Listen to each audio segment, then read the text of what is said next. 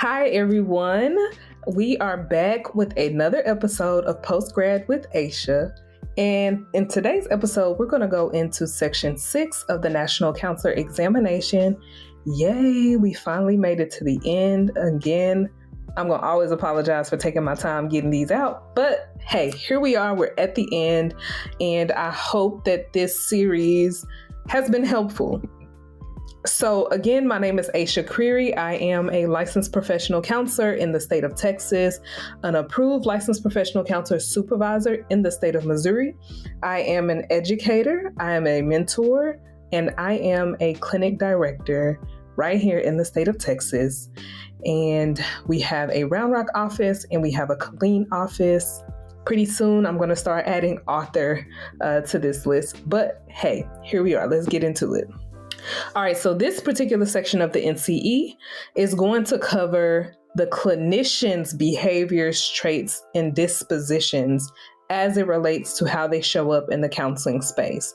So in the previous video, you probably heard me mention how you show up is what you're being tested on. So are you showing up appropriately, or are you potentially harming clients, or are you even aware of how you present to other people and how your behaviors can be harmful?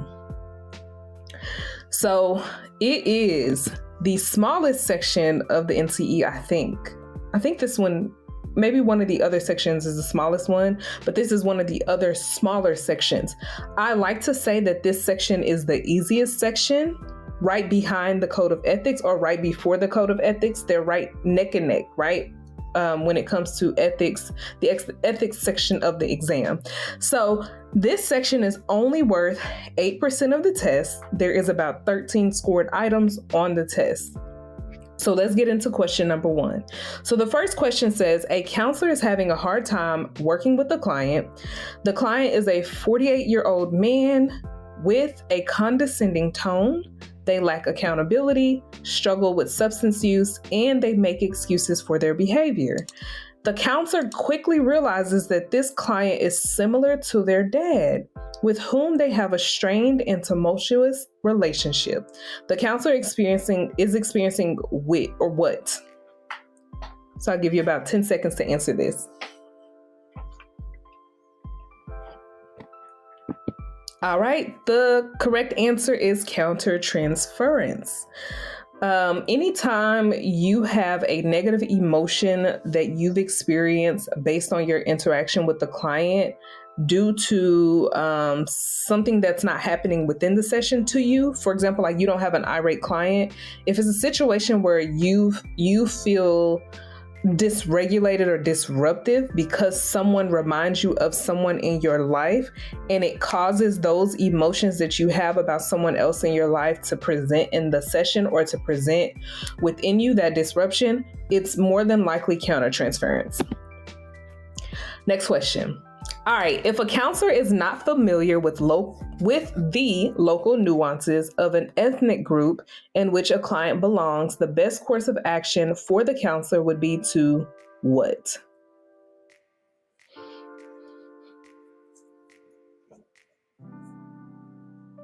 All right, it is B as in boy. So it's, of course, not A. You wouldn't avoid someone's culture in a therapeutic space because their culture impacts and impairs how they show up in the world and how they engage with you as a client. You wouldn't necessarily get on Google because if it's a local nuance, Google probably wouldn't have that information, but also Google is probably not going to give you, I like to say, street lingo for that particular ethnic group or that particular client or cultural background. It's not going to be able to give you that. You would not ask a random stranger who's passing for that culture, right? So oftentimes, like if you're in New Orleans, you may have a conversation with someone who is white passing, but they're technically not white. They are Creole. And because they're Creole, they identify as Black usually. So that's an example of why you wouldn't ask someone that's random, that's passing. Again, just because they are local in the community or to the community, that doesn't necessarily mean that they are a part of that culture. So again, if you accidentally ask a white passing Creole person something, they're going to immediately open their mouth and say, honey, I am Black. So I'm going to just put that out there as to why you wouldn't necessarily ask a passing individual what their beliefs are about the culture. You would like to ask the client themselves because their experience is relative to them. And again, you wouldn't ask someone from Oak Cliff about an experience or about how things are done in South Dallas. Those are two completely different neighborhoods. Now, you may ask someone who's a part of all of those communities or who have had or lived in all of those communities about those communities. And I only use that because I'm a person from Dallas and I've lived in every single community in the DFW area. And you can ask me about pretty much any neighborhood from the worst of the worst or some of the more rougher neighborhoods to some of the more affluent neighborhoods. I've lived in them. And I like to say that I've had experiences in both spaces, but that's neither here nor there. All right, next question. A client changes the subject on a difficult topic and the counselor responds with, I notice you changed topics when I asked that question. Can you answer the question before moving on to the next question, or the next topic rather? Give you 10 seconds to answer that.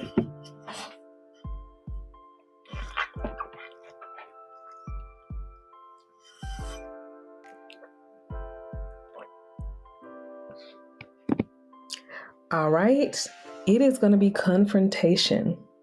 Now, I know you guys might have been going back and forth about whether or not it was confrontation or whether or not it was challenging.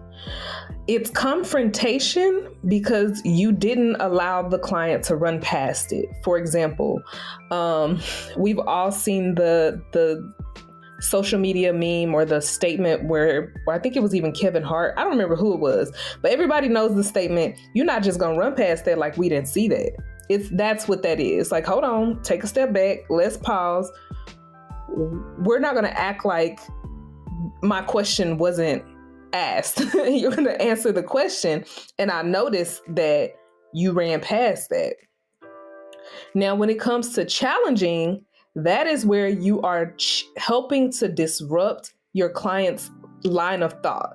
And when I say disrupt, not in a negative way, more so along the lines of, if a client says, I don't like going outside and I don't like people, and you say, well, you want a relationship, but in order to have a relationship, you have to go outside and you have to engage with people, even if you met someone on a dating app. Tell me more about your thoughts. Something of the nature, that's a challenge. If your client is telling you, oh, I don't want to do this, I don't want to do this. Well, I'm going to challenge you to do the things that you say you don't want to do, because if you don't do the things you say you want to do, you're not going to be able to get to where you're trying to go. So I'm going to disrupt your thought pattern, and I'm going to challenge you to look beyond your frame of reference in life, or how you engage with the thoughts that you have with yourself. All right, next question. A client comes in disheveled and frantic. They express a list of things that has gone wrong throughout the day and expresses being pulled left and right. The client expressed struggling with keeping up with deadlines and keeping track of time. What will be the most appropriate response to the client's feelings?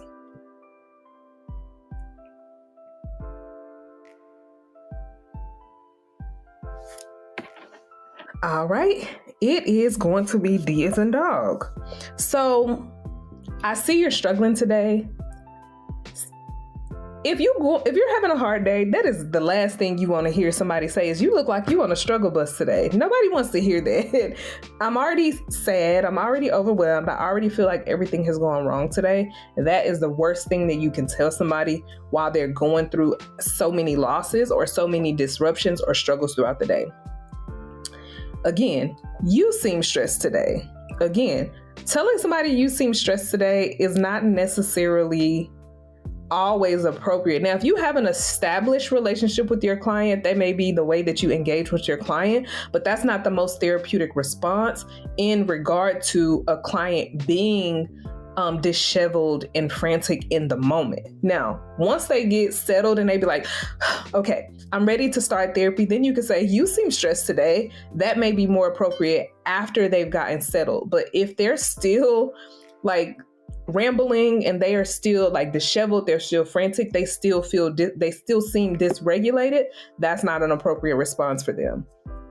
The next is, although you're running late, I will try to address all of your concerns for today.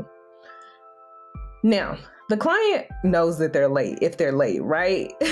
So if everything has gone wrong and they just told you everything has gone wrong, please don't add to their list.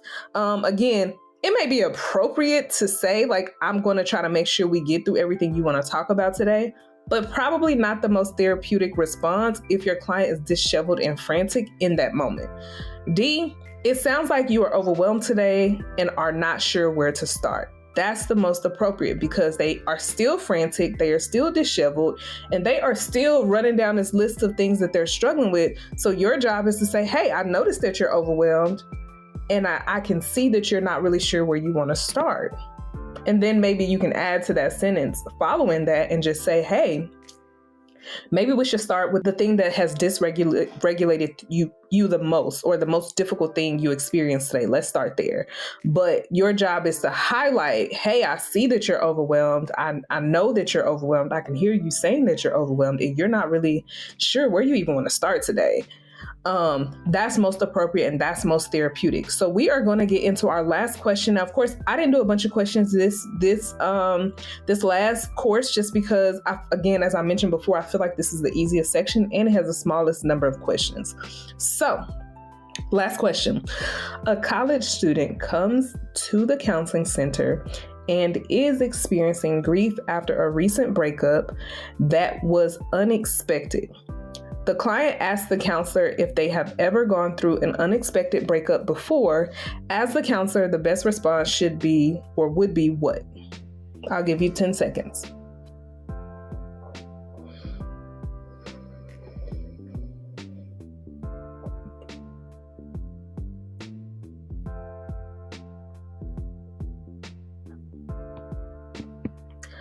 All right, the correct answer is C as in Charlie. So let's go through the other ones and explain why they're not correct. Decline to answer the question. So as a clinician, you are allowed to self-disclose within reason.